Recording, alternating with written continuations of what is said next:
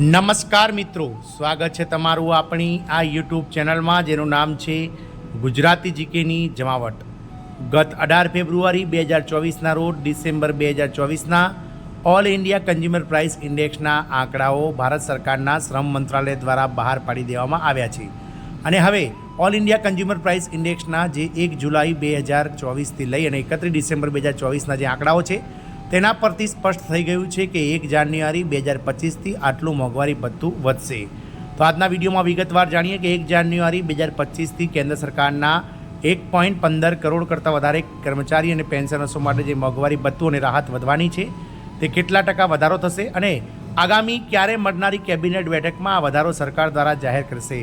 તો આજના વિડીયોમાં વિગતવાર જાણીએ કે મિત્રો કેન્દ્ર સરકારના 50 લાખ કરતાં વધારે કર્મચારી અને 65 લાખ કરતાં વધારે પેન્શનર્સોના પગાર અને પેન્શનમાં આ તારીખથી વધારો જાહેર થઈ જશે। તેને લઈને વિડીયોમાં વિગતવાર ચર્ચા કરીએ।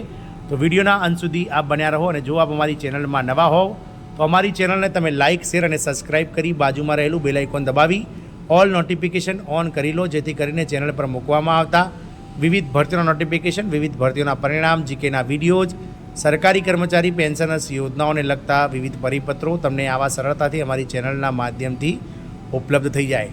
તો કર્મચારીઓ અને પેન્શનર્સોને આવતા અઠવાડિયે સારા સમાચાર મળશે।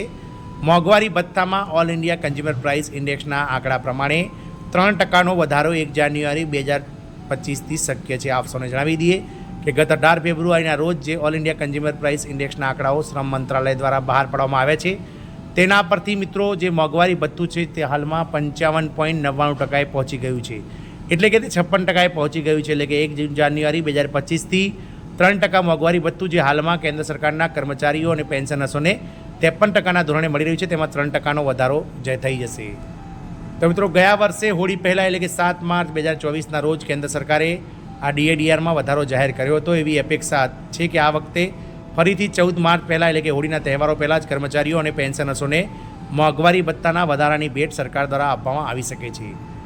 વાત કરીએ તો કેન્દ્રીય કર્મચારી અને પેન્શનરોની રાહ હવે સમાપ્ત થવાની છે। એવા સમાચાર છે કે હોળી પહેલાં કેન્દ્રની મોદી સરકાર કર્મચારીઓના અને પેન્શનર્સોના મોંઘવારી ભથ્થા અને પેન્શનરોના મોંઘવારી રાહત દરોમાં વધારો કરી શકે છે। આ વધારો 7મા પગાર પંચ હેઠળ કરવામાં આવશે। આનાથી 48 લાખ કરતાં વધારે કેન્દ્રીય કર્મચારી અને 69 લાખ કરતાં વધારે પેન્શનર્સોને ફાયદો થશે।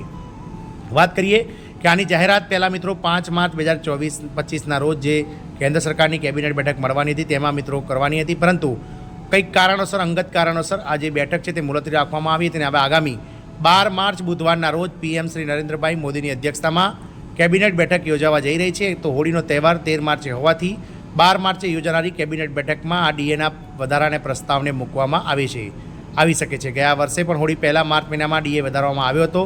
જો તેને મંજૂરી મળશે તો નાણાં મંત્રાલય દ્વારા આદેશ જારી કરવામાં આવશે।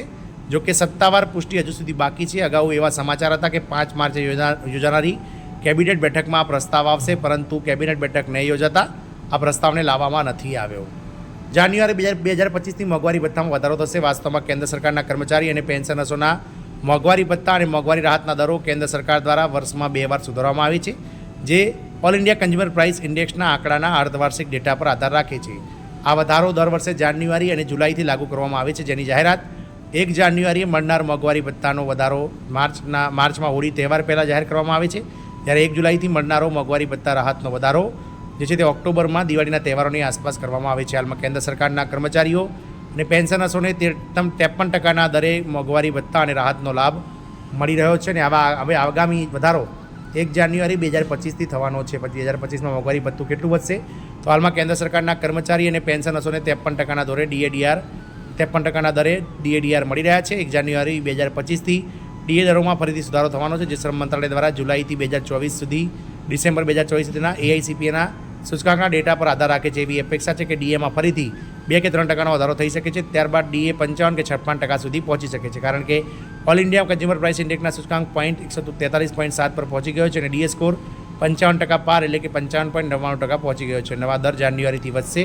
આવી સ્થિતિમાં જાન્યુઆરી અને ફેબ્રુઆરી મહિનાના 2 મહિનાના બાકી જે ડીએઆર એરિયસ છે તે પણ સરકાર કર્મચારીને ચૂકવશે। તો હોળીના તહેવાર પહેલાં મળનારી 12 માર્ચ બુધવારના રોજ મળનારી કેબિનેટ બેઠકમાં માનનીય વડાપ્રધાન શ્રી નરેન્દ્રભાઈ મોદીની અધ્યક્ષતામાં મળનારી કેબિનેટ બેઠકમાં આ વધારો જાહેર થઈ શકે છે। આમ કેન્દ્રીય કર્મચારી અને પેન્શનર્સો કે જેઓનું સંખ્યાબળ 1.15 લાખ કરતાં વધારે છે, 1.15 કરોડ કરતાં વધારે છે, તેમના મોંઘવારી ભથ્થા અને મોંઘવારી રાહતમાં 3% વધારો જાહેર થતાની સાથે જ આ કર્મચારીઓનો પગાર જે છે તે માર્ચ મહિનાનો પગાર જે પેઇડ ઇન એપ્રિલમાં આવશે તે વધીને આવશે અને જાન્યુઆરી અને ફેબ્રુઆરી મહિનાનું એરિયસ પણ સરકાર જે માર્ચના પગાર સાથે પેઇડ ઇન એપ્રિલમાં આપી દેશે. જય હિન્દ, અસ્તુ.